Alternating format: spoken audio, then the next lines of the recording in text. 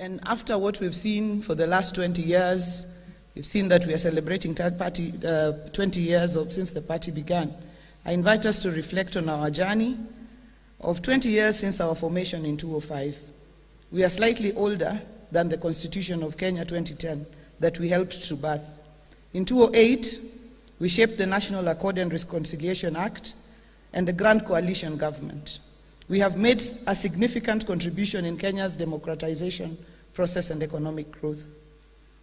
The question that we ponder today and we have discussed at length is how we as ODM maintain our identity and increase our strength going into 2027. We are the only party that has fully participated in 4 general elections uninterrupted after its formation in 2005, in 2007, 2013, 2017, and 2022. We have shaped the electoral jurisprudence in presidential elections. Our party has a clean bill of health. In July 2024, the Registrar of Political Parties declared ODM as the only party in the country that operates legally within the requirements of the law and the Constitution. The party that has fulfilled the legal requirements and obligations in the Political Parties Act. Our ODM books are up to date and in good order. We have been given unqualified audits ever since we started being audited, and that is credit to our very, very strong secretariat. I see the ED here and our finance director, Mr. Kawino. We have elected members across 6 of the 8 former provinces in Kenya, in Western, in Coast, in Nyanza, Rift Valley, Northeastern, and Nairobi. ODM has 15 elected governors. The ODM party has a strong youth league and women league, as well as this disability league, and has become we were the first political party to actually form our political league. We celebrate 20 years of resilience, growth, and political stability. 20 years of good leadership that has nurtured young politicians into political heavyweights and built a strong political institution that continues to grow by the day. One of the things we'll be launching during the youth event is the Raila Odinga Academy of Leadership. We will be launching the Raila Odinga Academy of Leadership so that we just don't speak of having gone through that academy, but we have a real academy that will bring forth even more leaders. And that is one of the things that Baba will be launching during our youth event in Mombasa. On institutionalization, ODM became the first political party in Kenya to own land that houses our headquarters. This followed acquisition of our land in Lavington in 2019, where our current headquarters are situated.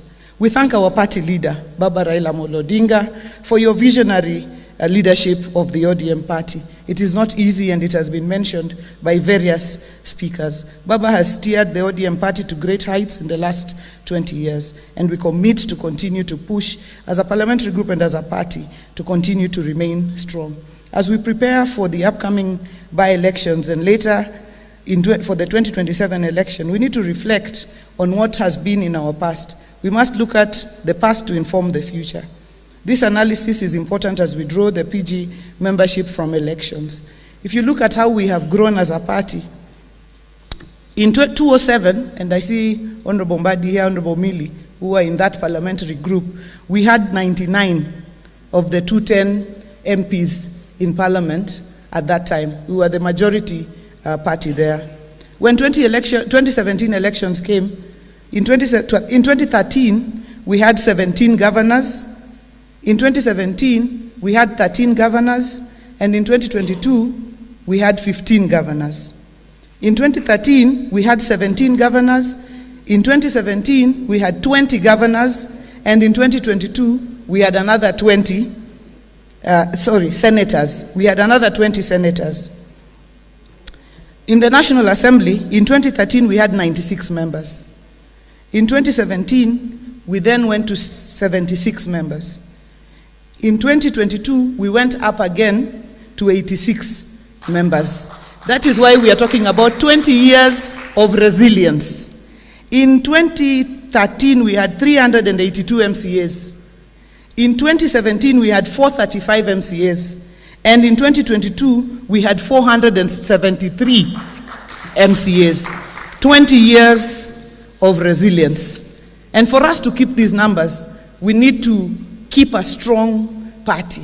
And that is why we are talking about how do we move from 473 MCAs in 2022 to 600 MCAs in 2027.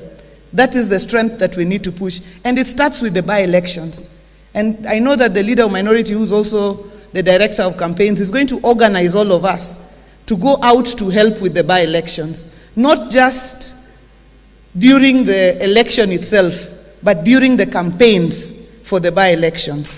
We are facing by-elections in Magarini. We have a candidate, Harry Kombe. He's our colleague, and we need to all go out, not just on election day. And I have seen how we've gone out on election day, but during the entire campaign. There needs to be a team that just is focused on Magarini, working with the local leadership there. We have a by-election in Ugunja. We have a by-election in Kasipul. These are seats that were held by ODM. We have a by-election for which we have fielded a candidate in Chewani Ward in Tana River, and I saw Ali Wario here. We need to go out and campaign for our candidate in Chewani in Tana River. The seat was held by UDA. We have a by-election in Kisa East Ward in Kakamega, Huisero. We have a candidate in Purko Ward in the Kajiado, and I saw Kakuta Maimai. We have to push our candidate, the ODM candidate in Purko, so that we can bring in the seat. We have a by-election ongoing for which we have fielded a candidate in Samburu, Angata Nanyokie Ward. It was held by Jubilee, but we have to push there. We have a by-election for a seat that we held as ODM in Narok Town, Narok North constituency, where we have to retain our seat. And it is important to retain our seat. Why? Because we have 2 nominated MCAs. If we lose that MCA seat, we lose another MCA automatically who is nominated. So we also must look at how we push for us to get our seat back there. We have Fafi Ward in Garissa. We have Lake Zone, and our Vice Chair, Ariko, is here, and also Nabuin. Lake Zone, which are going for nominations. We have Nanam Ward also in Turkana. We have Kariobangi North, and we have 3 seats in Nyamira as well. So with those many remarks, I'd just like to call upon us to work together to bring more seats on the table. And Apple has a strategy, the Apple company, where they say there must be an apple on every table. We must also push the strategy that there must be an orange in every county. Thank you so much, and God bless us all.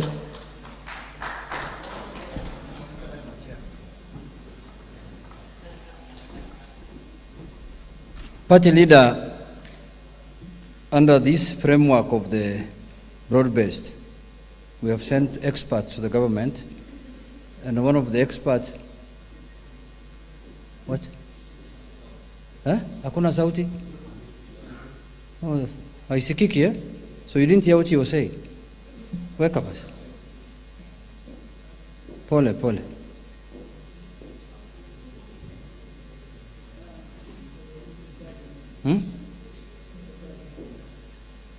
Wake up. But this one is making noise.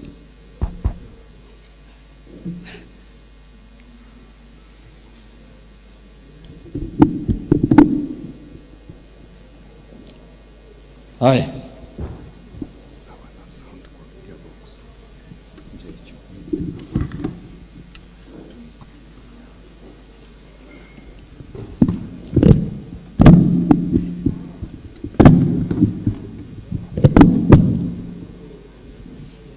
So how are you going to capture my party chair's speech? No, they'll just capture it.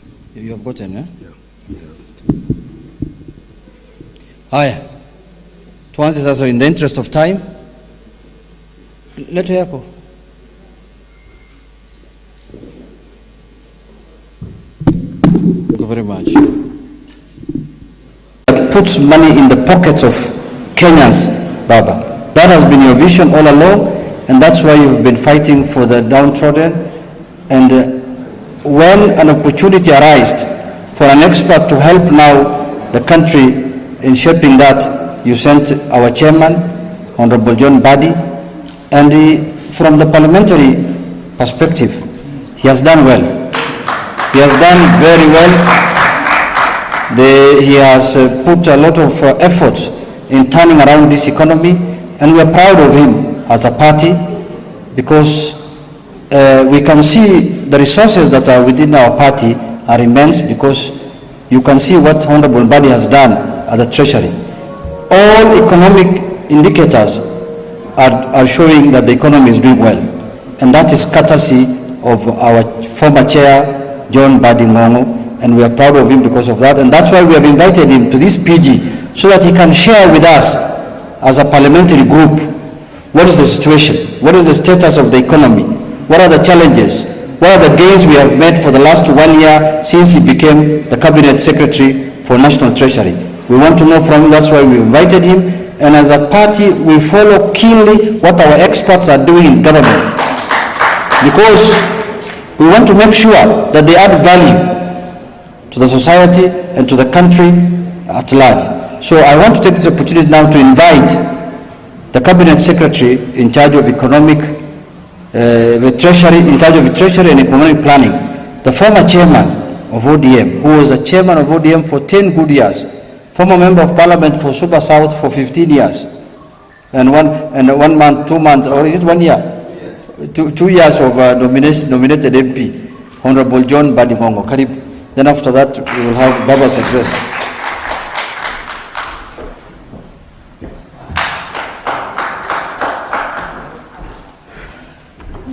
Thank you very much, Honorable Junet, our party leader, the Right Honorable Raila Odinga, the chairman of the party, other party leaders present, members of parliament, parliamentary group of the Orange Party, ladies and gentlemen. It's good I came early to know that I should not add all protocols observed. After saying ladies and gentlemen, good afternoon. Baba, it's really refreshing to be here once more, standing from this side. I was so used to being part of the PG, at one point leading the team for 5 years, courtesy of your generosity. And I'm also very proud that for the 20 years that ODM is going to celebrate its existence, I have been chair for 50% of that period. 1st November 2014 to 6th of July 2024. So Baba, thank you very much for granting me that opportunity, and the entire membership of ODM. I know that time is running up, and where we are, we now need to go for a lunch, and the Baba has not spoken. And sometimes numbers and figures can really be boring, especially at this time. So I will really be careful and use my political experience to make this engagement a bit interesting and summarize issues so that I don't go into the details of numbers which may make you tire up. But Millie asked me to talk something, mention something about rapid response team that we had in the 10th Parliament. I remember when we came in, it was a grand coalition government, and that time, at one point, things were okay, but then later, as we were progressing, we started losing some of our membership out of the political atmosphere or environment then, when the deputy party leader, Musalia, started indicating that he was forming his party. And then, of course, the other deputy party leader, William Ruto, also had started drifting away. And so we found ourselves in a very complicated situation, given that we were sharing that government where our the prime minister was actually our party leader. And so we quickly came together as young, vibrant members of parliament then, and we were a critical team, and we formed ourselves into a team that was monitoring what was happening in terms of legislation, in terms of proposals and policies that were coming, and we could interrogate, and we assigned ourselves. When it came to matters legal, we knew Millie, Babu Namwamba, and we also had even Olago Aluoch in the team, were looking at matters legal. Matters economy was left for us, myself, and Martin Ogendo, the former MP for Rangwe. And so, but we also had backup of other MPs, and we could respond to issues instantly. So there was no time you could catch ODM unawares on the floor of the House. And that is what I would encourage, that even here, I know usually ODM has the human resource that is required. Actually, we pride ourselves of having that human capital that no other political party ever has. So just organize yourselves in a group. You don't have to be many. You just have to be a critical number which can come, which can interrogate issues that come to the floor of the House. That is what RRT was all about, and I think we were successful. Baba here was very proud of us, and I'm sure Kenyans were. So let me quickly run us through the economy, and I'm going to really be brief and summarize. The number one, if you look at this, the bar charts there, the figures you see around there, it's just showing you the world economy, how it is. The world economy has grown on average at about 3.5% from 2020, when we had the COVID. You can see it's hovering around that. In fact, in 2020, we had recession. For a long time, this is the first time that we had economic recession. And then you can see the major economies. You can see what has been happening in the advanced economies in terms of economic growth, 1.8, 1.8, 1.5, 1.6. This shows you that from 2023, there has been economic slowdown in the global economy. And you can see the USA, you can see Euro area, Japan, and we have picked out China among the emerging and developing economies. I still don't know why we are categorizing China as an emerging economy. Actually, I think it should move to advanced economy. India has been registering the highest economic growth. When you come to Africa, you can see the average growth is 3.644, then we project 4.4% and 4.3%. South Africa, which is the leading African economy in terms of size, you can see the economic growth. Nigeria, which is also up there as number 3, in terms of size, is 2.9, 3.4, 3.4, 3.2. Kenya has actually taken off, bypassed Ethiopia to number 6 this year, but you can see we grew at 5.7, 4.7 last year because of the challenges that we faced. We are projecting an economic growth of about 4.8 to 4.9% this year, and then next year we project to grow at 4.9 conservatively.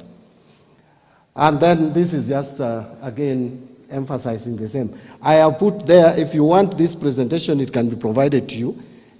I've put there, if you see that cycle, it is showing the contribution to our GDP in terms of the sectors. Agriculture sector is still contributing 22.5%.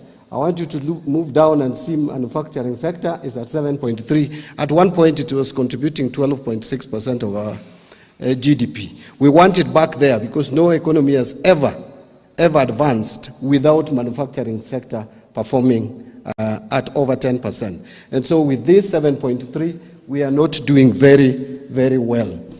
This other side, we're just showing the economic growth for the first quarter of this year, how the economy, the various sectors have grown in the first quarter of 2025. And you can see the growth there. I think I can move fast, unless you want me to be slow a bit. Can I move to the next slide?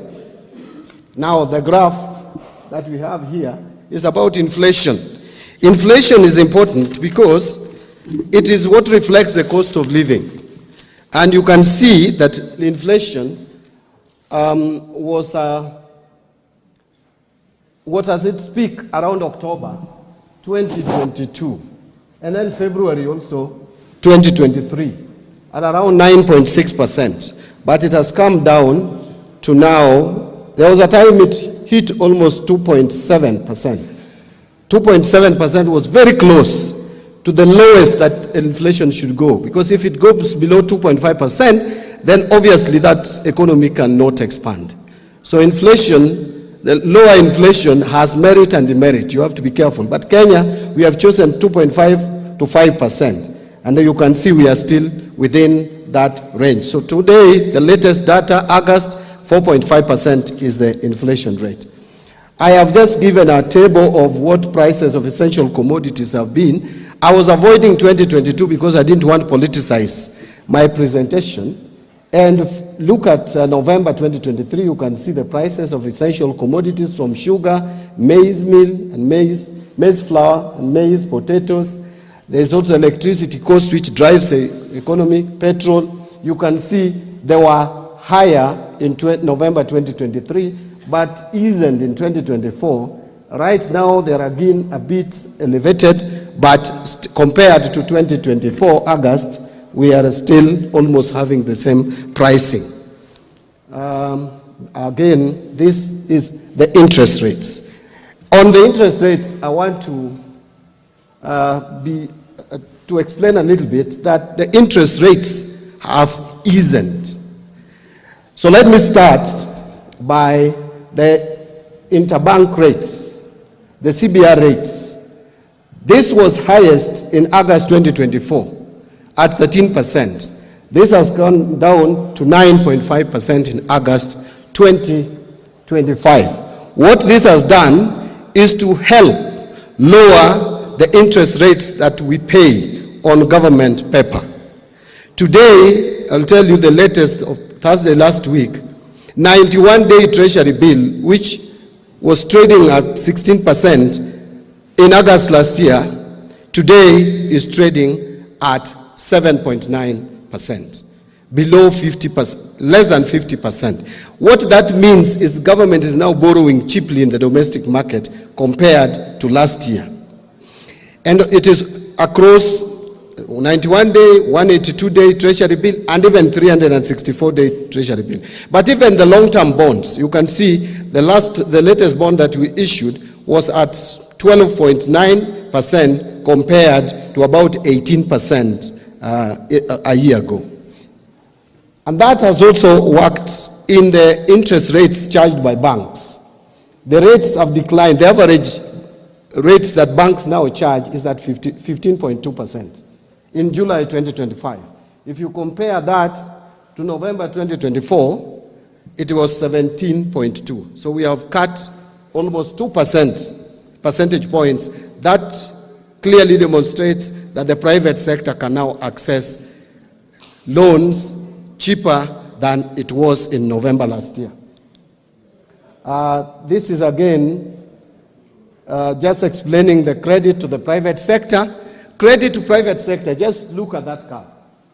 This is what has been happening to credit to private sector. The reason why Kenyans have been complaining that there is no money in the economy, there is no liquidity, is because, look at July 2023, credit to the private sector was at 10.3% growing.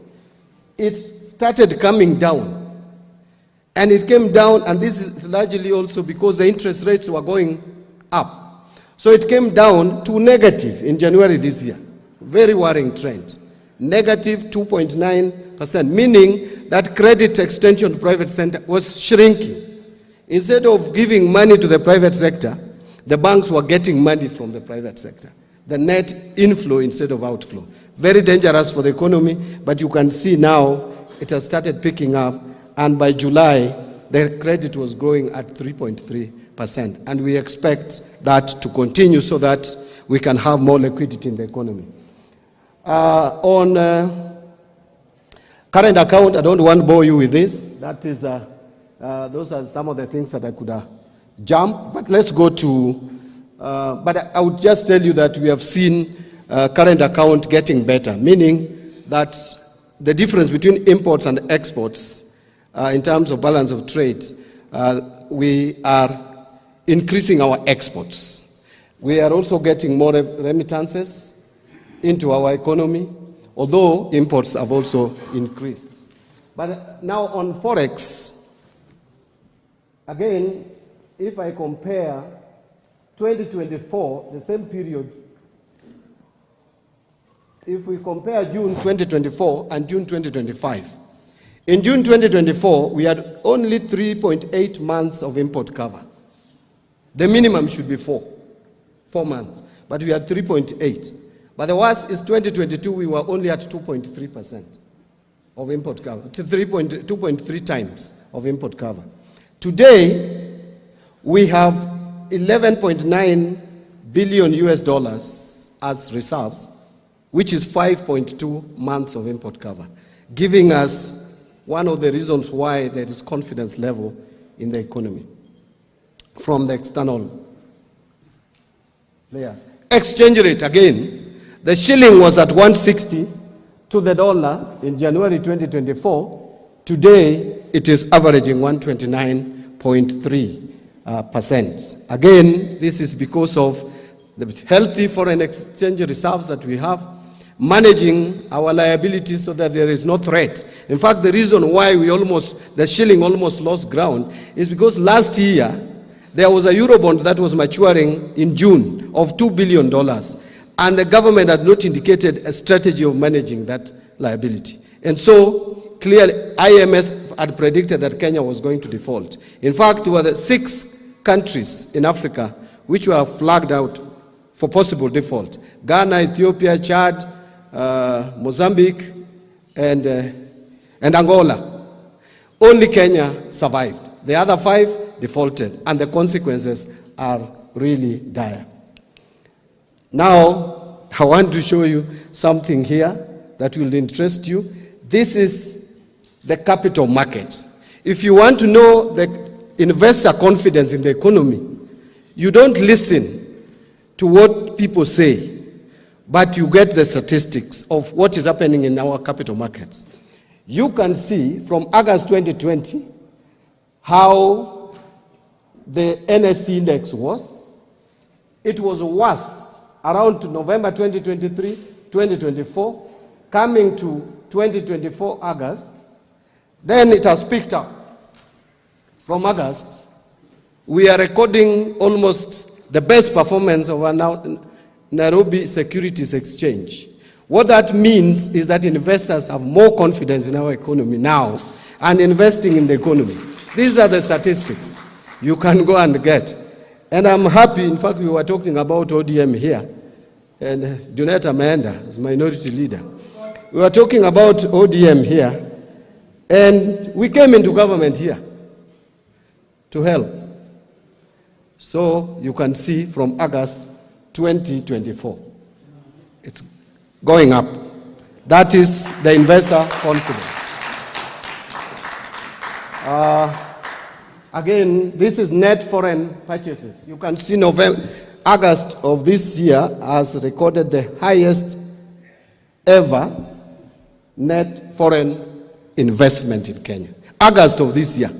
So it means if we maintain the tempo, then we are going to get a lot of FDIs, foreign direct investment in Kenya.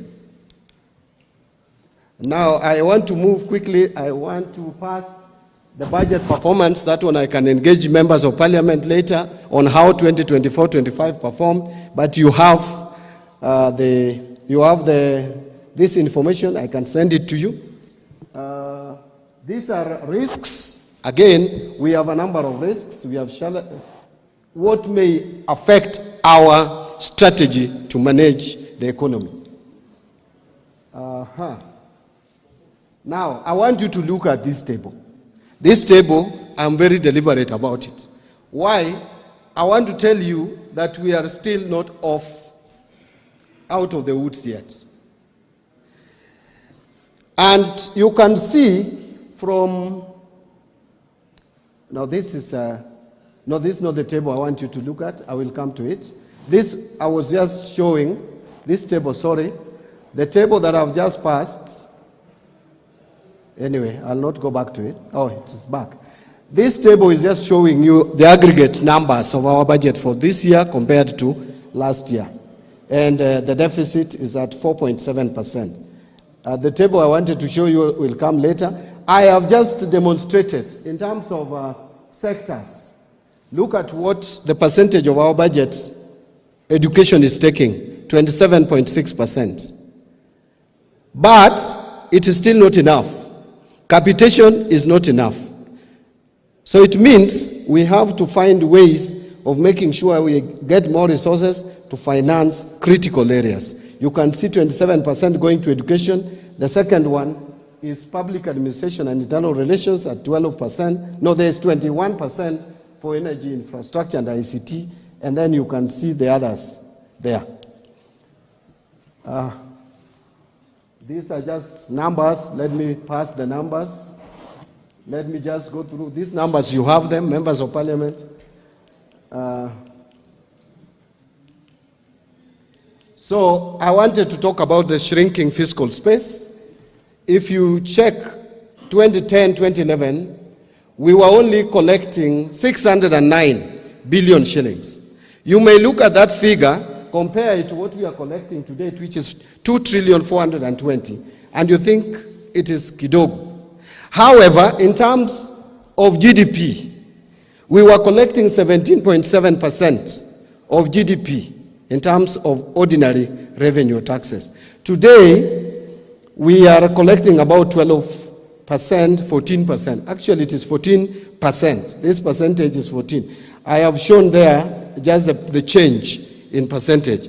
But the next slide will show you that from 2010, it was 17.2% what we are collecting in terms of revenue or ordinary revenue to GDP. Now we are collecting only 14.3%. That means there's something about our revenue collection. What is happening? How come the economy is growing, but we are collecting less and less as a percentage of that GDP? I hope I'm communicating. I don't want to make it too technical. I want to make it as simple as possible. Now, this is the table that I'd earlier indicated thought we had reached.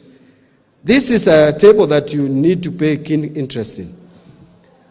In 2013, 2014, maybe I can take one of this. In 20, I hope this will still be captured by the mics. In 2013, 2014, look at consolidated fund services. That is interest payments and pensions.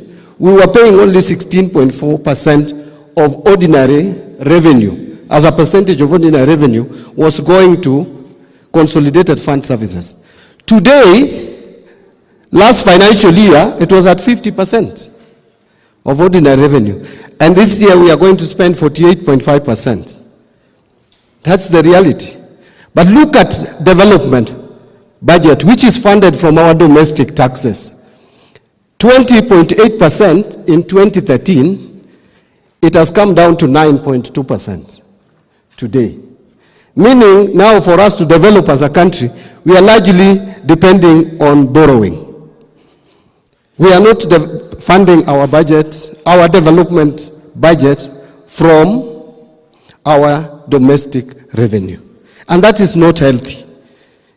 Over-reliance on external financing for development of a country is dangerous. So we must do something to reverse this trend. You can see how it has been, the development budget going down, coming down to 8.8 last year.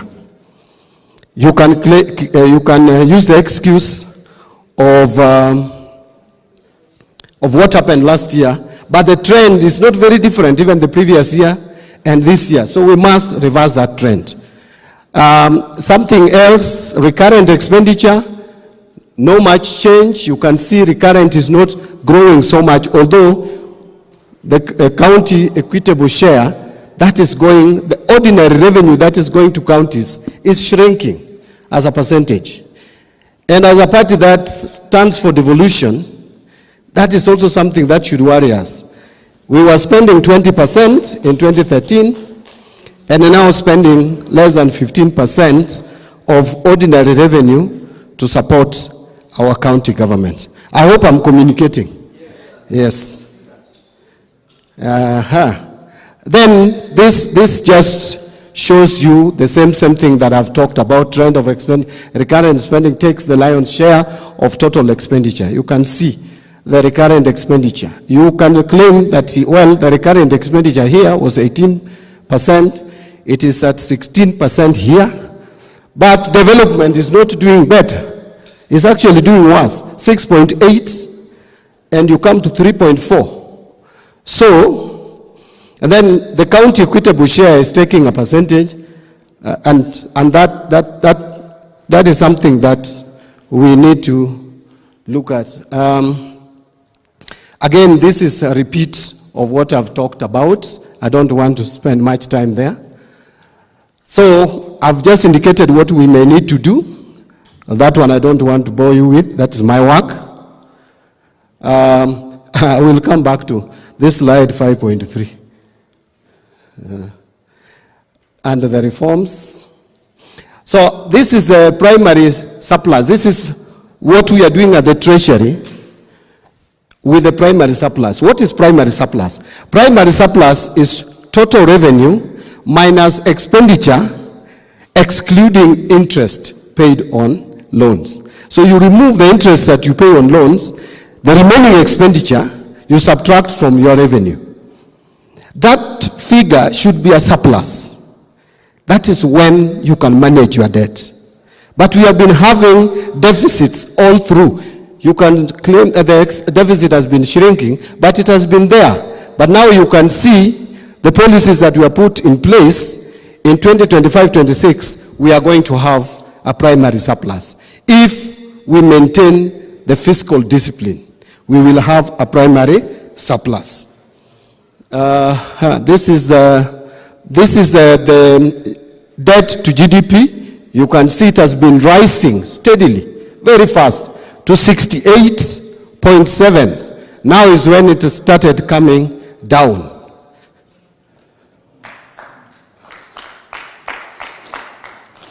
I want to say something about this table, then I combine it with the next one. You can see this is debt maturity or redemption profile. Look at where we are. In fact, just allow me to quickly move there so that I can explain something.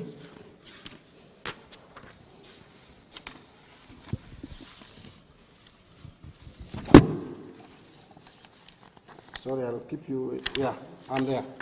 So, you know we have different debts. If you want to manage debts, you have to first profile the debts and see the most expensive, and those are the ones you start with.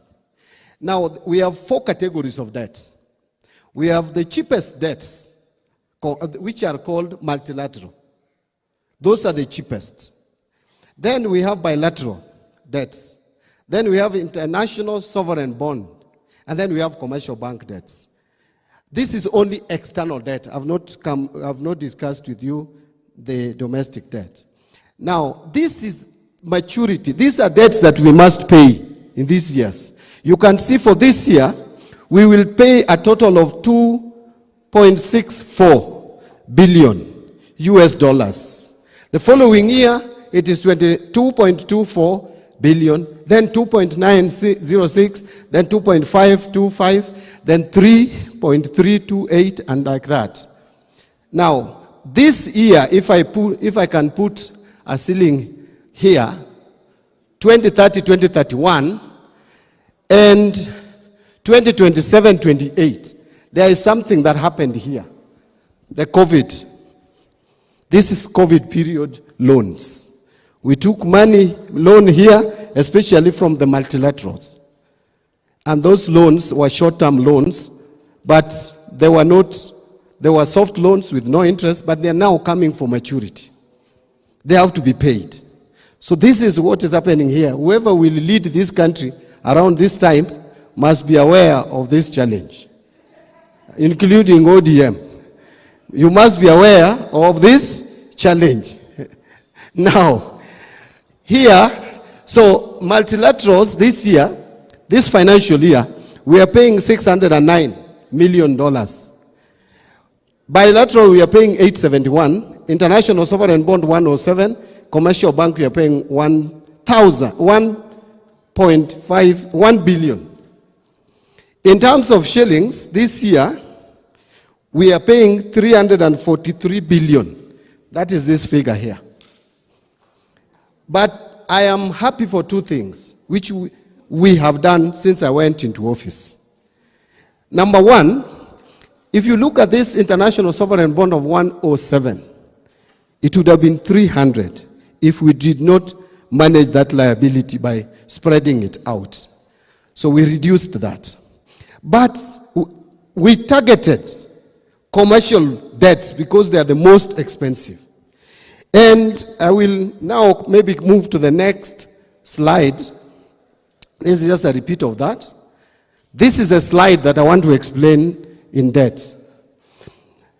If you look at the commercial bank, you can see the figures are coming to $1,053,000,000 US dollars for this year. The biggest is Trade and Development Bank, TDB, 748. We had an option to refinance that loan, get money again from them and refinance. But we said no. Why? Because the interest rate on this loan is 11%. And it can go up depending on the interest rates in the US, the Fed interest rates, because it is pegged on that. So we made a decision this month, and we have paid 600 million of this. We have already paid. We are only remaining with 148. And the moment we are done with this, you can see the payment. The moment we are done with this commercial loan, the moment we are done with it, we are reducing our pressure significantly. Number two, we have managed the liability here. You can see how much we are paying on you. This is the Eurobond, if you like. This one. You can see in 2028, 2027, 28, 2028 May, we have to pay $1,000 of Eurobond. And then the following year, 500. So what we are doing right now is because the bond yields have come down in the market, and the Kenyan rating has gone up. The yield have come down from over 10% to 8.5. We have decided to liability manage this amount. We are liability managing it at least to 50%. It's still in the market. I don't want to talk about the figures. Lastly, bilateral. Look at the bilateral. Where do you see big figures? China. Out of the 871, China is 515. Redemption. The maturing debt, 515. The next one is US, 123. In fact, US, we are almost clearing with them. After paying their debt for this year, we are done. Now for China, the 515, we have managed to work on a program of conversion. We are working with them on conversion of that debt, and it's working very well. I want to leave it there. It's working very well and saving us close to 28 billion shillings per year. So, in summary, we have a strategy to manage public debt. Our relationship with the IMF, we are starting or getting into another program soon, which now we are going to negotiate, and the conditions we are going to discuss with them so that those conditions are not harmful to the general public, because again, it would be counterproductive. Moody's rating, Fitch rating, S&P, we have gone up in the rating, and that is because, simple, 1, diaspora remittances have been healthy. 3, our exports have been going up. 2, number 3 is the liability management. And you saw in the S&P rating, they said very clearly that our successful liability management for early this year worked well for Kenya. And that has received a better rating. Now, in conclusion, allow me to just say a few things. As we do all this, for us to be able to manage our debt, public debt very well, there are a few options for financing budget. Option number 1 is raise taxes. That option is not now available for us. We can only improve efficiency of KRA. but we can't raise taxes. Number two, debt, borrow. That option is also not available. The third option is go for non-debt revenue. Non-debt revenue here, we are going for privatization. The good thing with privatization is that it does not take money away from private sector as taxes would do. Instead, it makes the private sector vibrant. I know people have talked about Kenya Pipeline, that if we sell 65%, we have been getting a lot of revenue from pipeline. We are getting about 3 billion. If you privatize it, the profit of KPC may even triple. May even triple. If you look at the expenditure that KPC incurs, they are making revenue of 30 billion, but with only interest of about 4-5 billion. The rest is expenditure. That can be reduced and you make more profit. So even with 35%, you can still get 3 billion or even more.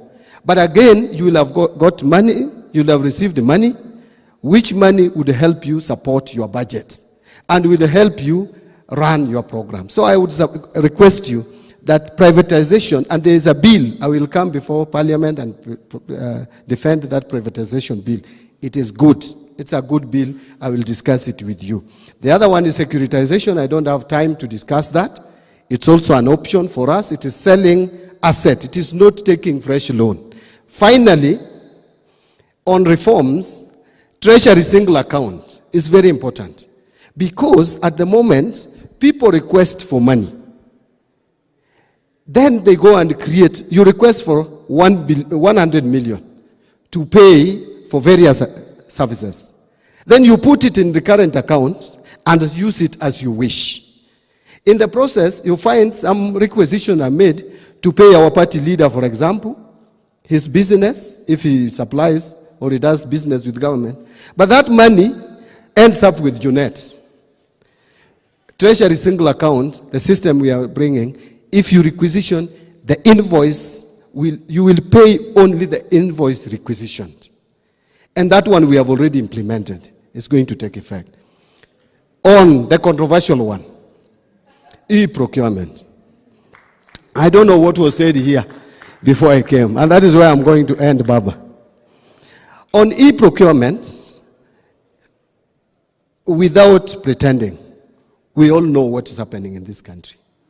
If you don't know who knows who, you can't get business in government. It is difficult because of manipulation. You complete your tender documents very well, you present them, tender is opened, then later on, you realize someone, because you have quoted low, and I want Governor Gladys Wanga to win the tender, what I do is just to plaque the documents of Millie. I plaque tax compliance, take it away, and you lose it. So what we are saying is have the budget uploaded in the e-procurement platform. Then, annual procurement plan is also uploaded there. And many, forget about the noise outside, many procuring entities have already uploaded their annual procurement plan. It will surprise you that today, if you use your phone, you can access annual procurement plan of State House. Something that had never happened before. No one knew what is being bought at State House or anything. After that, with the procurement plan, advertisement will be done in the system. So anybody can see. I've heard people saying, but people who are working in remote areas, what of presently? How are they knowing that there is an advertisement somewhere? Those challenges can be dealt with, but let us onboard this system. Then, once you supply documents online, everybody will see. Evaluation will also be done online, and they will be seen. And as I conclude, the most interesting part of this system is that even payment, ile maneno ya kusema that you had already done business with government, lakini hujalipwa, will be reduced to minimum. Because no one will allow anything that was not in the annual procurement plan to be paid for. So payment is also going to be integrated with the with the procurement system. And then we have a working system. Every system will have challenges. So we will be dealing with those challenges as they come, including the challenges of NGCDF, which probably you want local people to get business. It is true. We have factored in that in the system. A percentage must go to locals. We have factored in persons living with a disability, women and children. If your budget does not have 30% reserved for that, it will not be accepted in the system. So all those have been taken care of. And the other challenges, I've been told to implement it gradually. We will discuss some of those challenges. But by the end of the day, a system like this, if you allow people to decide when to implement it, you will never implement it. Otherwise, colleagues, thank you very much for giving me opportunity to make this presentation. I want to tell you that as you sent us into this government, we are doing something. Or at least I know at the Treasury, we are putting efforts to make sure that things are better. You remember, this is the first time, Junet, allow me to say this. Because, you see, my concern is that if you send your experts to government and something positive comes out, you should be the first one to say it. Isn't it? If for the first time since 2013, we have transferred all the money to the counties, all the share of revenue, it's something. It's positive. It is supporting devolution. That is what we have been fighting for. NGCDF, we transferred all the money, including arrears, to the constituencies. And Baba, I have provided for 58.8 billion to the NGCDF for this year again. And we will start releasing the money from October. Every month, we will be doing 7 billion. I can see you are telling me not to tell Baba that. Baba, I just want to tell you that personally, I still support NGCDF. I know you have a different position on that, but as your expert, I must report that I support that NGCDF. Thank you very much.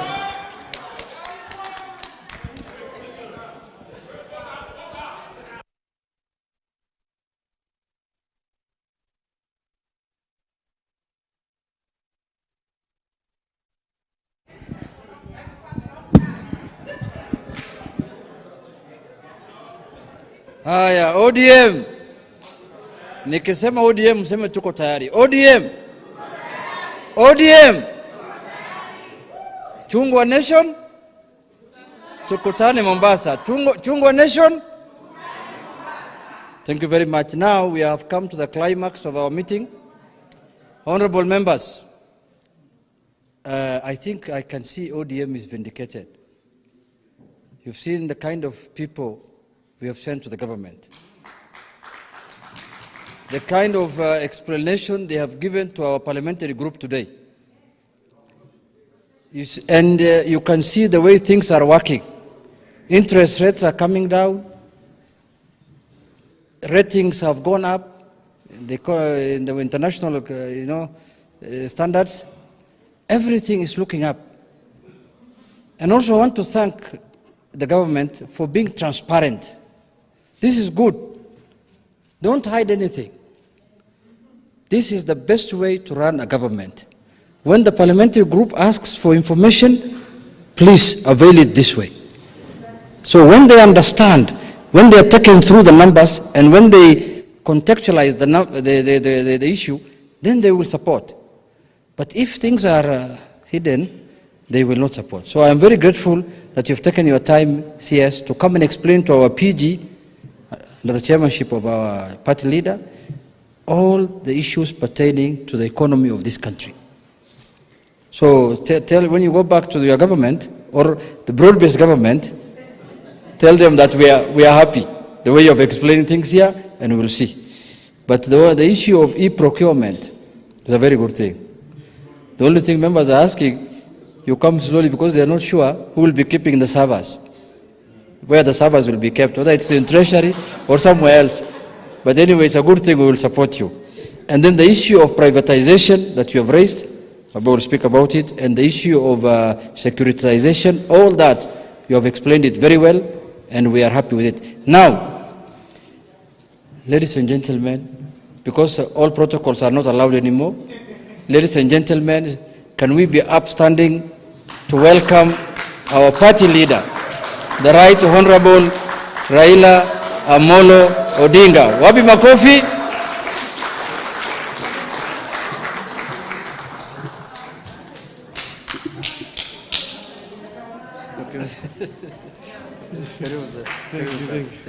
Thank you. Haya. Haya. ODM. ODM. Asanteni sana, you may be seated. Today you learned all protocols observed. Hamjambo. Hamjambo tena. Yes, I've sat for too long down here that I'm now a little bit confused. But I think it has been very exciting and also very illuminating to listen to other people talk. I want to thank particularly the two gentlemen you invited here. That is Polycarp Omolo Chilo and Dr. Oscar Otele from the University of Nairobi.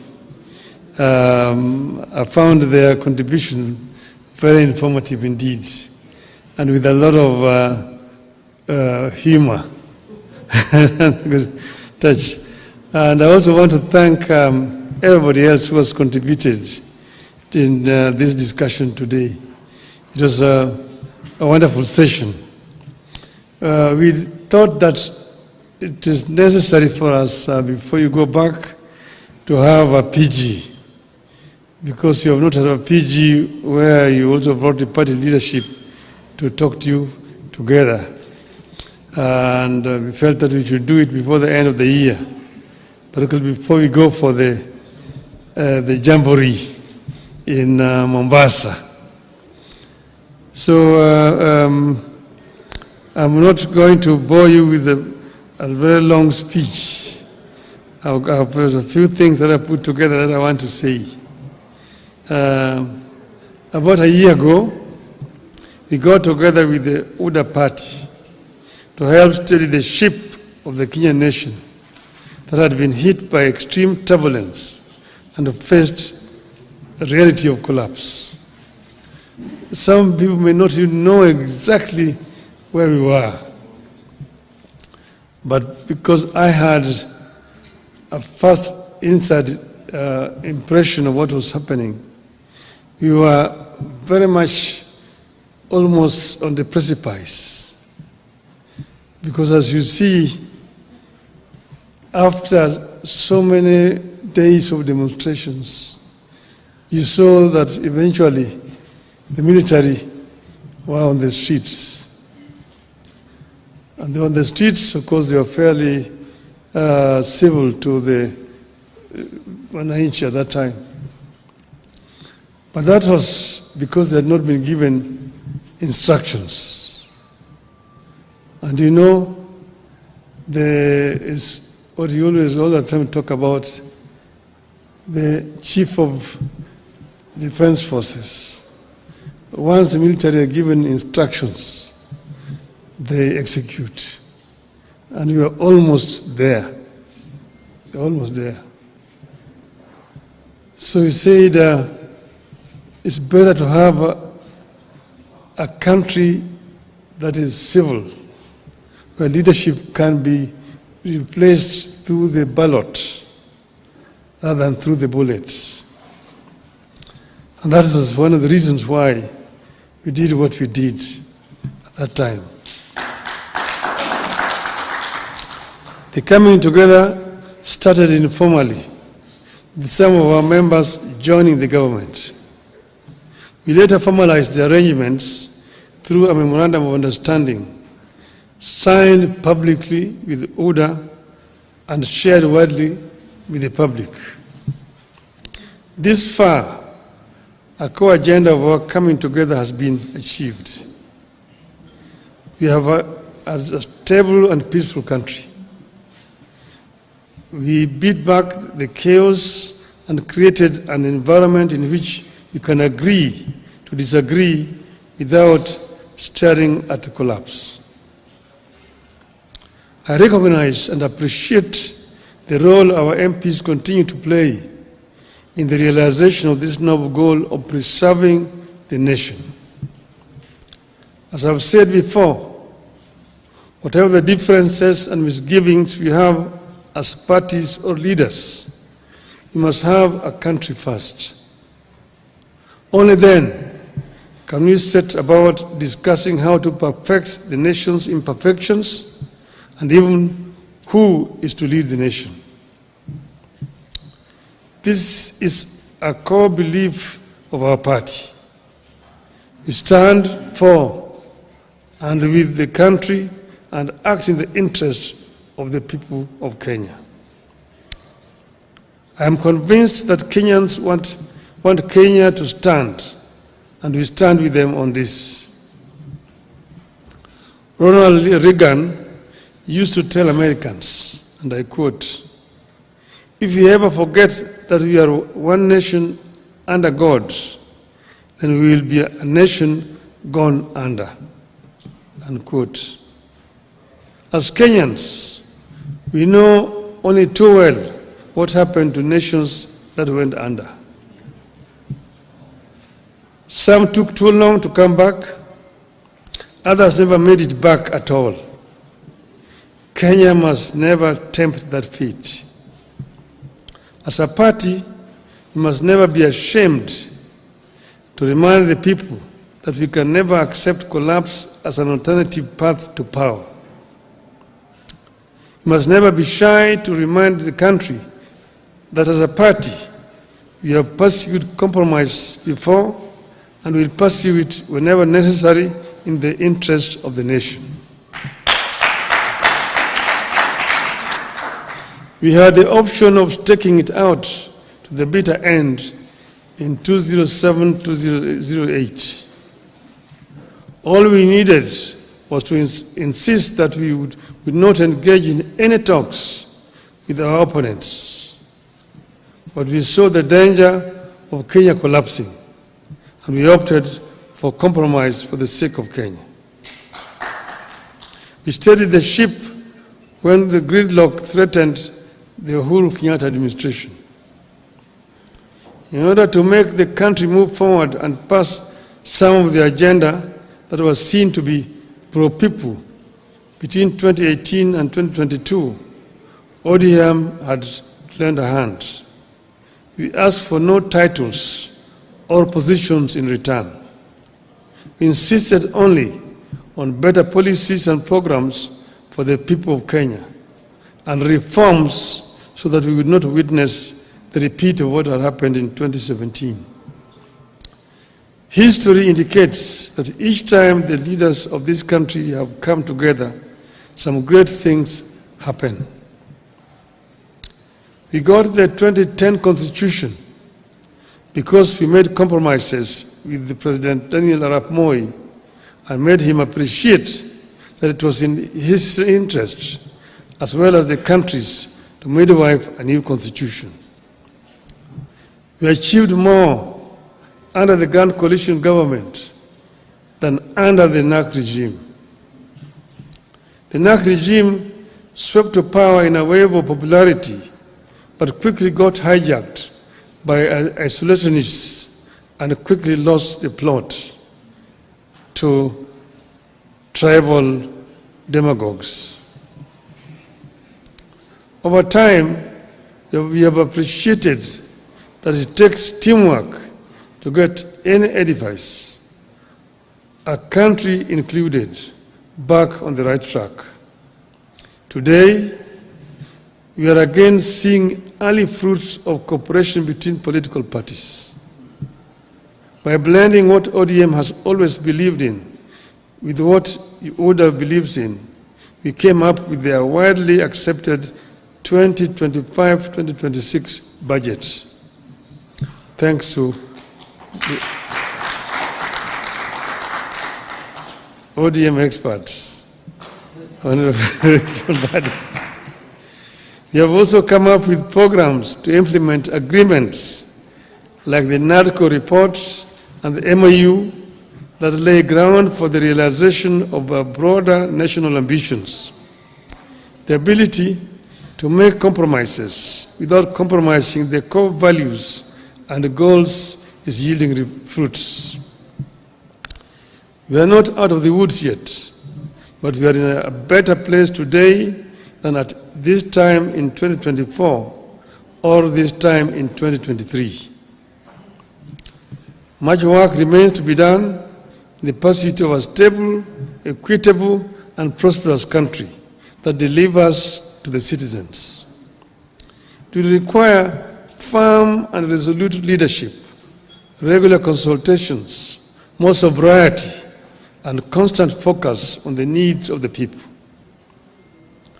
I mention sobriety because in times like this, it is possible for politicians to spend more time listening to the echoes of their own voices and the cheers from the masses, and forget that we are leaders and we are supposed to be leading.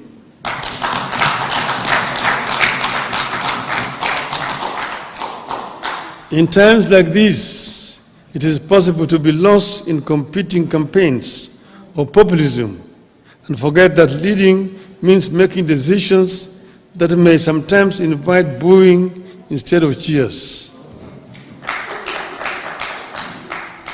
I have been there. I've been cheered and have been booed. I was once set up against the people when I set about clearing the ground for the Thika superhighway and the bypasses around Nairobi. Today, everyone claims credit for Thika superhighway and the bypasses. My colleagues in Parliament once disowned me when, together with KANU, I championed the Constitution Review Commission that laid the groundwork for what became the 2010 Constitution, and which everyone claims credit for today. So my appeal to you as we embark on some of the legislative agenda coming up is that you should never feel powerless or feel like giving up because populists around you are seeking popularity at the expense of leadership. When they call you Baba and someone sets the homestead on fire, does Baba join the burning of the homestead just because it looks like exciting, or does Baba help to put out the fire? Does Baba release his sons and daughters to add fuel to the fire, or does Baba ask his children to fetch water? I know you know the answer. There's a time to lead and a time to acknowledge cheers. Popularity surges and wanes. Cheering masses come, change, and go. But solid service to the nation, brought against all odds, stands the test of history. Today, I charge you to soldier on in this cause. It is good for our people. It is good for our country. If you act out of conviction, if you put the people at the heart of your maneuvers, if you ensure that our actions are in line with our ideals as a party and our aspirations as a country, the lack of history will be on our side. And I've said, as has been said by Dr. Oscar Otele there, he told you, stand for what is right for the party. And look at what we have signed. And we must remain as ODM And we've signed and agreed that we'll work together up to 2027. We have not passed any resolution as a party to say how we're going to go into the elections of 2027. So wherever you are, don't commit the party to some things which have not been discussed. Let those things be discussed first. We are ODM. Who's told you that ODM will not have a candidate in 2027? Who has told you? So first, think as ODM. We have a clear plan that we have negotiated and we've agreed on, and let us continue to implement that plan. Other decisions we'll take when the time comes. Finally, first, I want to thank Mbadi for bringing out some of the issues. Like he talked about selling some assets. Kenya Pipeline Corporation. The pipeline is underground from Mombasa through here. Even if you sell it, where is somebody taking it to? It remains very much an asset of Kia. It is just there on the ground. So somebody want to buy it, buy it.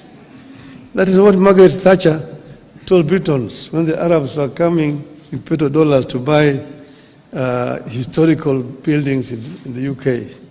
She said, even if they buy Buckingham Palace, where are they going to take it? It remains here. Your asset. It's an idle asset.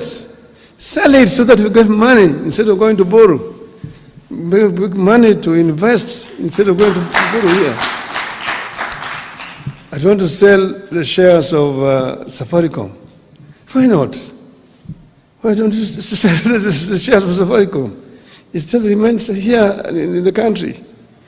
This is what my friend, the Indian Prime Minister, Mr. Narendra Modi, has done in India.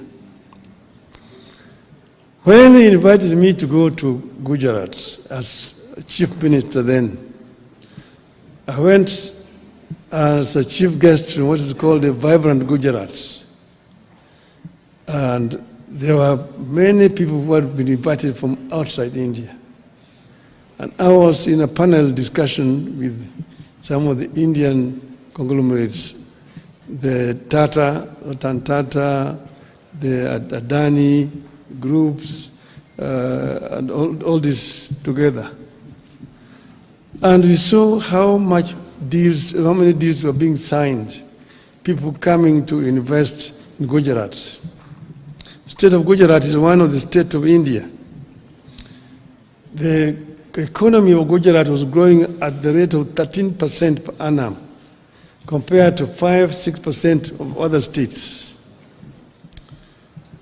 Gujarat, you know, the population of Gujarat is 60 million people, bigger than Kenya. So I asked Modi, how did you manage to achieve this?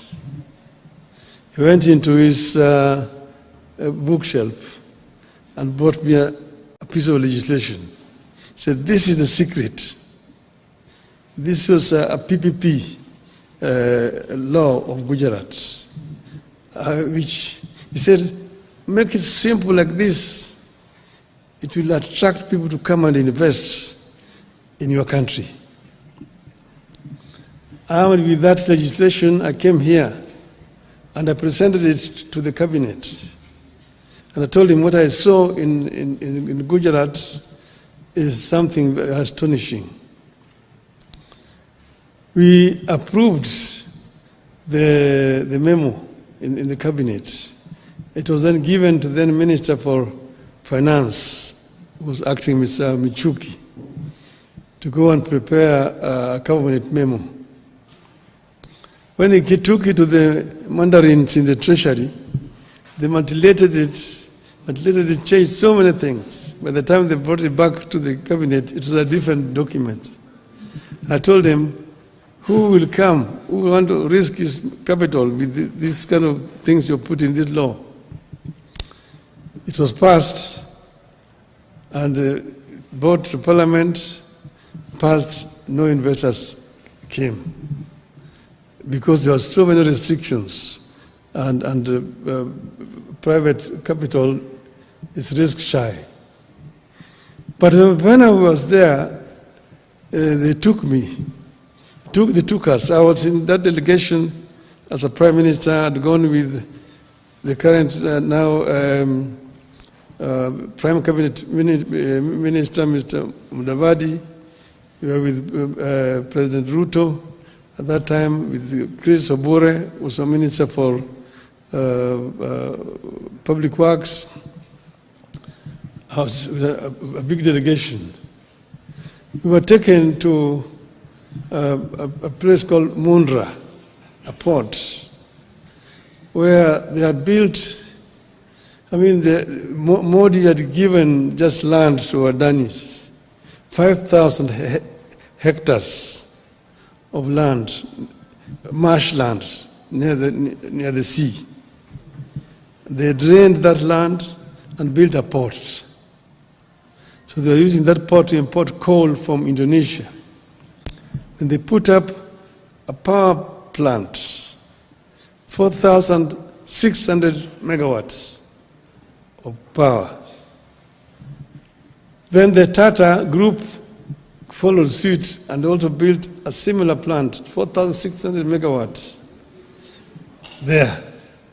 So a total of 9,600 megawatts was being generated from that port alone. Our total generation capacity in this country today is not even 3,000. That's from that port. And then they built a railway line, 100 kilometers to join with the national railway system. A sleeping village of 5,000 people rose to become a town of 200,000, eventually now 500,000 people. And the investors came to invest in that place. They even built an airport in that place. Okay?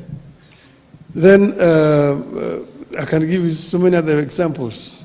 So you find the same people, Adani, are given them Bombay. Bombay airport used to be so dilapidated, fly infested and so on. They could have constructed Bombay airport. Today Bombay airport is so efficient when you go there. You go and look at the Delhi airports. When Modi eventually became Prime Minister of India, he now replicated what he had done in Gujarat in the whole of India. Within the time that he has been the Prime Minister for 10 years, they have constructed 130,000 kilometers of railway line through PPP. They have, in almost every state in India has got 2 international airports in India. All this being done through PPPs. And that's why when Adani came here to want to do this airport, and too much noise was being made in Parliament, for no reason at all, they pulled out. The Red airport is just like here, it is. It's just as it is. They are not taking it away. They are bringing their money to do it. They bring their money to do it. And they will charge for over 30 years so that they don't charge so highly. That's what would have happened. Now, a similar arrangement is happening in Kigali. So the Qataris are building a Kigali International Airport in the same terms like Adani wanted to do here. So Kigali is going to be the hub in this region, not Nairobi, because of noise being made by other parties which were also interested in doing what Adani was supposed to do and paying people down under the table to make noise every day in the newspapers. Shame on them. Shame on them. We need to wake up as a country, because if we don't wake up, we're going to continue to sleep. There's many opportunities that are available for us as a country. We as ODM must remain ODM and remain focused, because the country needs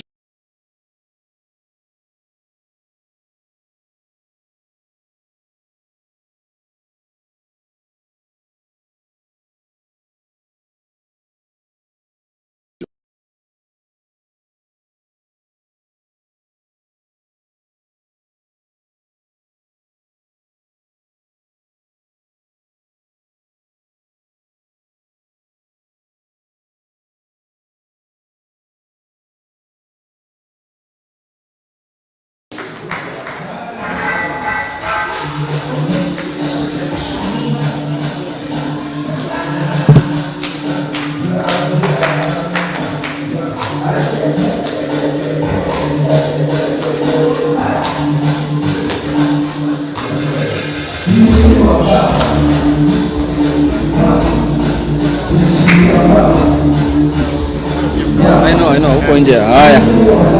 Haya.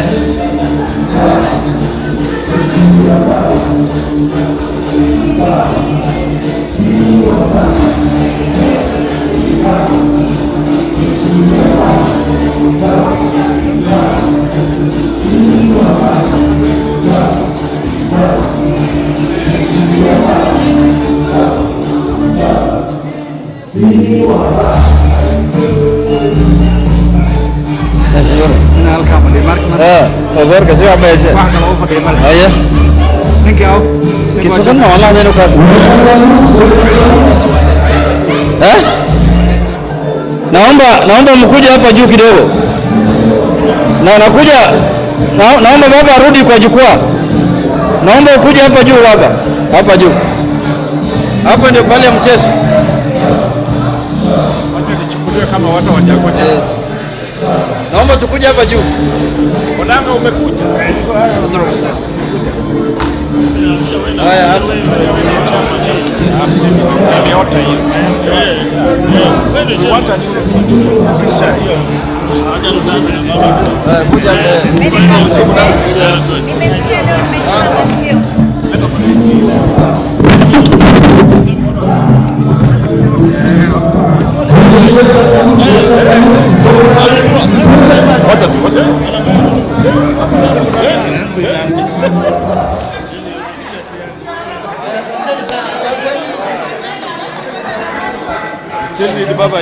weka moja tu. One more. Haya, one more.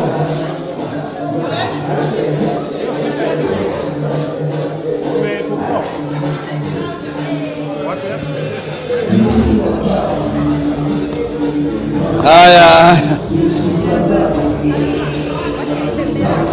Hiyo ndio ODM 20. Nikis